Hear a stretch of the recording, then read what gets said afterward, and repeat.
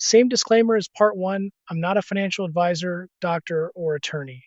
This is general information about how CalPERS industrial disability retirement works. I'm not making any claims about my own situation. If you think this applies to you, talk to a workers' comp attorney who handles CalPERS disability cases.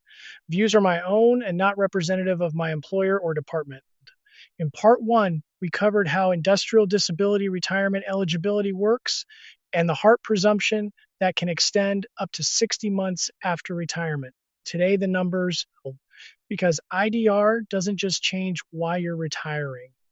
It changes how your pension is calculated and how it's taxed. And the difference is bigger than most firefighters realize. I'm Marcel. Let's get into it.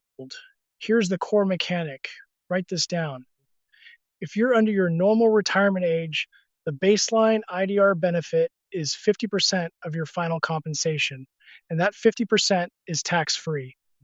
But if your years of service would have entitled you to more than 50% under your regular service retirement formula, you don't lose that. You keep your full earned percentage. The first 50% is tax-free. Anything above that 50% is taxed normally, federal and state. That's the whole mechanic. Now, let's see what it actually looks like across the three formulas. Most of you are on first 3% at 50 or 3% at 55, both with 30 years of service, retiring at the full multiplier age. 30 times 3% equals 90% of final compensation. That's the maximum under either formula. On a $190,000 final compensation, same number we used in our retirement worksheet video, 90% of $190,000 equals $171,000 total pension, $14,250 a month. Now here's where it splits. Standard service retirement, the entire $171,000 is taxable income. IDR, the first $95,000, that's 50% of $190,000, is tax-free. The remaining $76,000 is taxable. Let's run the after-tax numbers at a 22% rate. Standard retirement, $171,000 taxed, roughly $37,600 in taxes. Nets, around $133,400 a year. IDR, only $76,000 taxed, roughly $16,700 in taxes. Nets around $154,300 a year. That's roughly $21,000 a year more, about $1,700 a month. Same gross pension, different tax treatment. Now let's run PEPRA 2.7% at 57. 30 years of service, retiring at 57. 30 times 2.7% equals 81% of final compensation. Remember, from our CalPERS Classic versus PEPRA video, PEPRA uses a 3-year average for final compensation, which typically runs a bit lower. Let's use $185,000.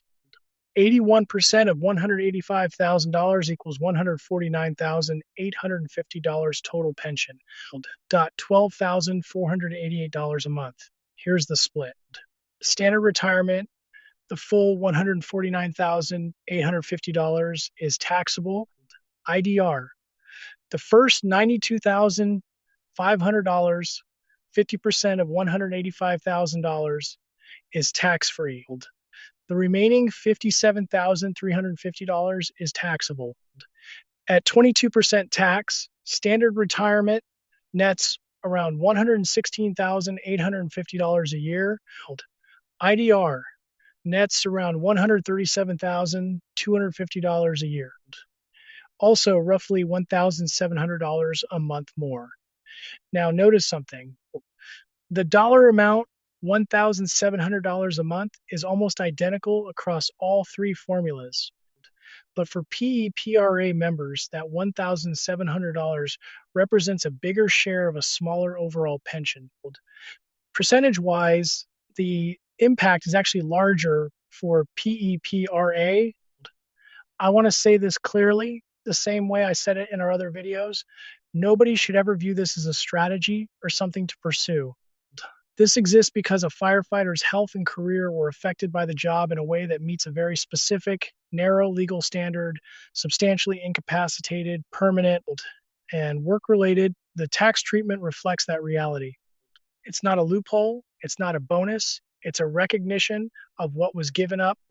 I'm walking through this because if it's ever part of your story, you should understand exactly how it works, not be confused by it during an already difficult time. One more practical piece: IDR applications take 6 to 12 months to process. CalPERS has an option called Service Retirement Pending IDR. If you're separately eligible for standard service retirement, you can start receiving that, usually approved within weeks, while your IDR application is reviewed. If IDR is approved, your benefits become retroactive to when you applied.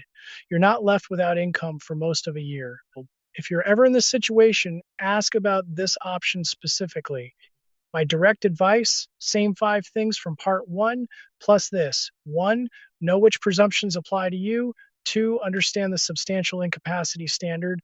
3, keep your medical records organized.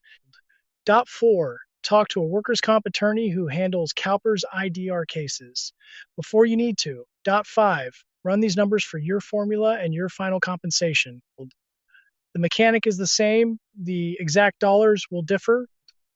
I get asked whether my 2023 surgery means anything for my retirement in 5 years. Honestly, I don't know. That's the truth of how this system works.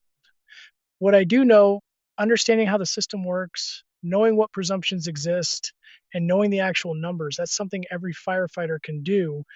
Regardless of their situation, if you missed part 1, go watch it. That's where we cover the eligibility standard and the heart presumption. Drop a comment. Which formula are you on? And did these numbers surprise you? Share this with your crew. This should be common knowledge in every firehouse, and right now, it isn't. I'm Marcel, firefighter advocate, 5 years out.